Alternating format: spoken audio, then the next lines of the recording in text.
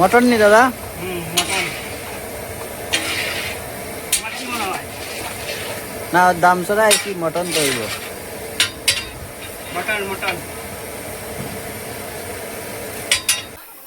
সবাইকে নমস্কার, শুভ দুপুর। আর গতকালকে তো আমি দামসরাতে এসেছি, আজকে এখানে একটু অন্নপ্রাশনের রান্না চলে।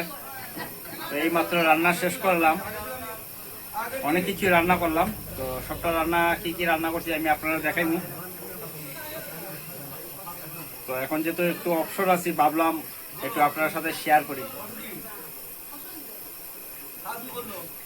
সবাইকে শুভ দুপুরের শুভেচ্ছা রইল। আর আজকে আমি দামসরাতেই আছি।